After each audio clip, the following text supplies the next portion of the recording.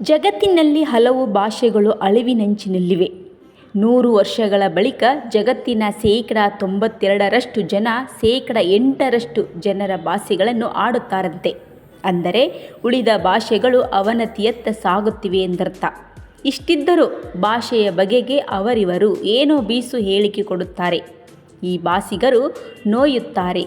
ಭಾಷೆಯನ್ನು ಎಚ್ಚರದಿಂದ ಕಾಪಾಡಿಕೊಳ್ಳಬೇಕು. ಭಾಷೆಗಳ ವಿಷಯದಲ್ಲಿ ನಾವು ಸಾಗಬೇಕಾದ ಹಾದಿ ಬಹಳ ದೂರವಿದೆ.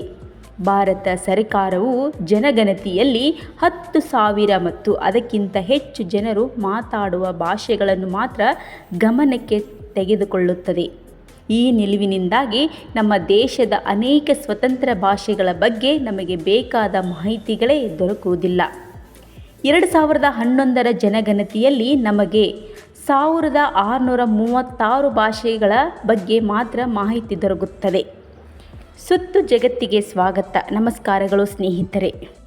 ಭಾರತದಲ್ಲಿರುವ 1969 ತಾಯ್ನುಡಿಗಳಲ್ಲಿ ಸಂವಿಧಾನದ 8ನೇ ಪರಿಚ್ಛೇದಕ್ಕೆ ಸೇರಿದ ಭಾಷೆಗಳ ಸಂಖ್ಯೆ ಕೇವಲ 22. ಈ 22ರಲ್ಲಿ ಉತ್ತರ ಭಾರತದ ಭಾಷಾ ಗುಂಪುಗಳಿಗೆ ಸೇರಿದ ಭಾಷೆಗಳು 18 ಆಗಿದ್ದರೆ ದ್ರಾವಿಡ ಭಾಷಾ ಗುಂಪಿಗೆ ಸೇರಿದ ಭಾಷೆಗಳು ಕೇವಲ 4. ಈಗ ಸಂವಿಧಾನದ ಮನ್ನಣೆ ಪಡೆಯಲು ಹೋರಾಡುತ್ತಿರುವ ಭಾಷೆಗಳ ಸಂಖ್ಯೆ 99.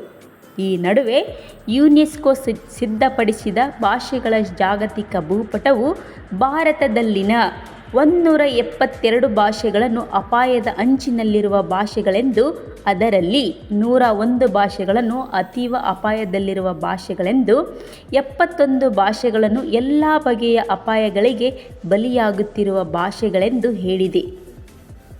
ಉಪಭಾಷೆ ಎಂಬ ಪದವು ಪ್ರಾಚೀನ ಗ್ರೀಕ್ ಭಾಷೆಯಿಂದ ಬಂದಿದೆ. ಅಲ್ಲಿ ಡಯಲೆಕ್ಟೋಸ್ ಎಂಬ ಪದವಿದ್ದು ಇದು ಮುಂದೆ ಲ್ಯಾಟಿನ್ ಮತ್ತು ಮಧ್ಯ ಫ್ರೆಂಚ್ ಭಾಷೆಗೆ ಹೋಗಿ ಅಲ್ಲಿಂದ ಅಂತಿಮವಾಗಿ ಇಂಗ್ಲಿಷ್ನಲ್ಲಿ ಡಯಲೆಕ್ಟ್ ಆಗಿ ವಿಶ್ವದಾದ್ಯಂತ ಹರಡಿಕೊಂಡಿತು. ಡಯಲೆಕ್ಟ್ ಪದವು ಆಳರಸರು ಮಾತಾಡುವ ಅಧಿಕೃತ ಭಾಷೆಗಿಂತ ದೂರವಾಗಿರುವ ಮತ್ತು ಸಾಮಾನ್ಯ ಜನರು ವಿಭಿನ್ನವಾಗಿ ಮಾತನಾಡುವ ಭಾಷೆಯನ್ನು ಸಂಕೇತಿಸುತ್ತದೆ.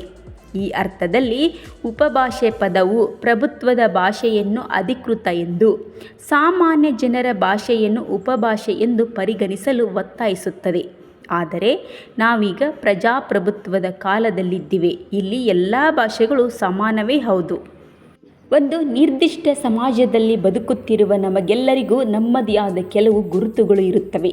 ಈ ಗುರುತುಗಳು ಸಮುದಾಯ, ಜಾತಿ, ಭಾಷೆ, ಪ್ರದೇಶ, ಕಾಲ ಮತ್ತಿತರ ಅಂಶಗಳನ್ನು ಅವಲಂಬಿಸಿಕೊಂಡು ಸಂಕೀರ್ಣವಾಗಿರುತ್ತವೆ. ಅವನು ಬುಡಕಟ್ಟಿನ ಹುಡುಗ ಅಂದಾಗ ಸಮುದಾಯವು, ಅವಳು ಶೆಟ್ಟರ ಹುಡುಗಿ ಎಂದಾಗ ಜಾತಿಯು, ಅವರು ಕನ್ನಡಿಗರು ಎಂದು ಕರೆಯುವಾಗ ಭಾಷೆಯು, ಇವರು ಉತ್ತರ ಭಾರತೀಯರು ಎಂದಾಗ ಪ್ರದೇಶವು, ಅಯ್ಯೋ ಅವರು ಹೊಸ ಕಾಲದ ಮಕ್ಕಳು ಎಂದಾಗ ಕಾಲವು ಮುನ್ನೆಲೆಗೆ ಬಂದು ಆಯಾ ವ್ಯಕ್ತಿಗಳ ಗುರುತನ್ನು ಪ್ರಕಟಪಡಿಸುತ್ತದೆ. ಇಂಥ ಮಾತುಗಳು ಪರೋಕ್ಷವಾಗಿ ನಾವು ಯಾರೆಂಬುದನ್ನು ಇತರರಿಗೂ ತಿಳಿಸುತ್ತದೆ. ಅವಳು ಮಲಯಾಳಿ ಎಂಬ ಮಾತು ಅದನ್ನು ಹೇಳಿದವರು ಮಲಯಾಳಿ ಅಲ್ಲ ಎಂಬುದನ್ನು ಧ್ವನಿಸುತ್ತದೆ. ಹೀಗೆ ಗುರುತುಗಳು ನಾವು ಯಾರೆಂಬುದನ್ನು ನಮಗೂ ಇತರರಿಗೂ ಏಕಕಾಲಕ್ಕೆ ಪ್ರಸ್ತುತಪಡಿಸುತ್ತದೆ. ಈ ಇಡೀ ಪ್ರಕ್ರಿಯೆಯು ಕ್ರಿಯಾಶೀಲವಾಗುವುದು ಭಾಷೆಯ ಮೂಲಕವೇ ಹೊರತು ಭಾಷೆಯೇ ಅಂತಿಮ. ಹೀಗಾಗಿ ಭಾರತದಲ್ಲಿ ವಿಶ್ವವನ್ನು ಅರಿಯಲೆತ್ನಿಸಿದ ತತ್ವಶಾಸ್ತ್ರಜ್ಞರೆಲ್ಲರೂ ಭಾಷೆಯನ್ನು ಆಳವಾಗಿ ಅಭ್ಯಸಿಸಿದರು. ಭಾಷೆಯಲ್ಲಿರುವ ಪದಗಳ ಮೂಲಕವೇ ಪ್ರಪಂಚವನ್ನು ಅರಿಯಲು ಸಾಧ್ಯ ಎಂಬ ಮಾತನ್ನು ಒಪ್ಪಿಕೊಂಡೇ ಭರ್ತೃಹರಿ, ವಾತ್ಸಾಯನ, ಪತಂಜಲಿ, ಕುಮಾರಿಲ, ಪಾಣಿನಿ, ಯಾಸ್ಕ, ಶಾಕಟಾಯನ, ಕೇಶಿರಾಜ ಮೊದಲಾದವರು ತಮ್ಮ ಹಾದಿಯಲ್ಲಿ ಮುಂದೆ ಸಾಗಿದರು.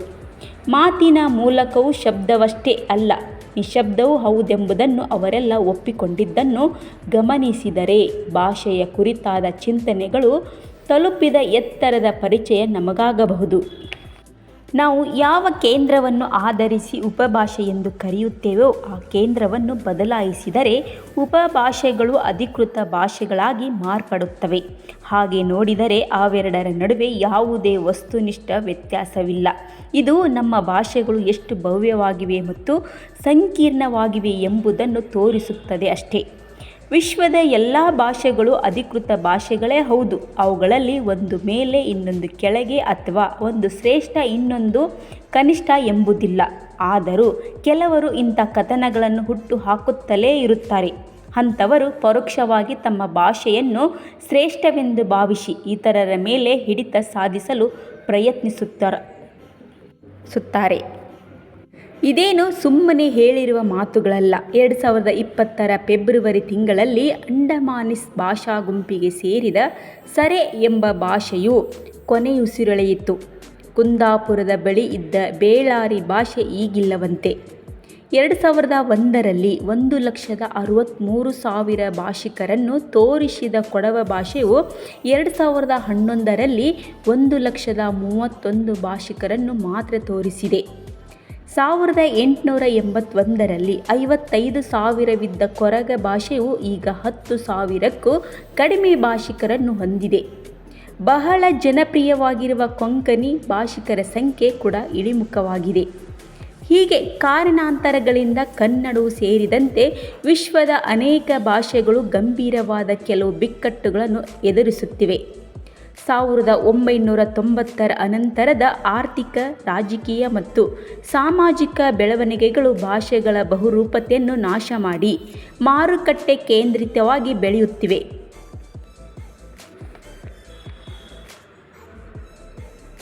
ಒಂದು ಅಧ್ಯಯನದ ಪ್ರಕಾರ ಮುಂದಿನ 100 ವರ್ಷಗಳಲ್ಲಿ ಜಗತ್ತಿನ 92% ಜನರು ಕೇವಲ 8% ಜನರು ಭಾಷೆಗಳನ್ನಾಡಲಿದ್ದಾರೆ. ಇಂಥ ಸಂದರ್ಭದಲ್ಲಿ ಭಾಷೆ, ಸಾಹಿತ್ಯ, ಚಲನಚಿತ್ರ, ನಾಟಕ ಇತ್ಯಾದಿ ಕ್ಷೇತ್ರಗಳಲ್ಲಿ ಕೆಲಸ ಮಾಡುತ್ತಿರುವ ಎಲ್ಲರೂ ಹೊಣೆಯೆತ್ತು ಭಾಷೆಗಳನ್ನು ಬಳಸಬೇಕಾಗಿದೆ.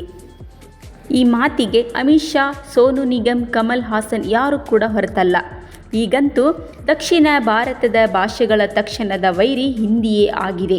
ಅದು ಹಿಂಬಾಗಿಲಿನಿಂದ ಮತ್ತು ಮುಂಬಾಗಿಲಿನಿಂದ ಪ್ರವೇಶಿಸುತ್ತಾ ದಕ್ಷಿಣ ಭಾರತದ ಭಾಷೆಗಳ ಗುರುತುಗಳನ್ನು ಗೌಣಗೊಳಿಸುತ್ತಿದೆ. ಇದನ್ನು ಅರಿಯದೆ ನಾವೇ ಜಗಳಾಡುತ್ತಿದ್ದರೆ ನಮ್ಮ ಭಾಷೆಗಳ ಅಳಿವು ನಿಶ್ಚಿತವಾಗುತ್ತದೆ. ಇದಕ್ಕೆ ಸಂಬಂಧಪಟ್ಟಂತೆ ಏನೇ ವಿಷಯಗಳಿದ್ದರೆ ನಿಮಗೆ ಅಪ್ಡೇಟ್ಗಳನ್ನು ನೀಡುತ್ತಿರುತ್ತೇವೆ. ನೀವು ಇನ್ನೂ ಕೂಡ ನಮ್ಮ ಚಾನಲ್ಗೆ ಸಬ್ಸ್ಕ್ರೈಬ್ ಆಗಿಲ್ಲ ಅಂದರೆ ಇವಾಗಲೇ ಸಬ್ಸ್ಕ್ರೈಬ್ ಮಾಡಿಕೊಳ್ಳಿ. ಪಕ್ಕದಲ್ಲೂ ಬೆಲ್ ಐಕಾನ್ ಪ್ರೆಸ್ ಮಾಡಿ. ಮತ್ತೆ ಭೇಟಿಯಾಗೋಣ. ನಮಸ್ತೆ. ಜೈ ಕರ್ನಾಟಕ ಮಾತೆ.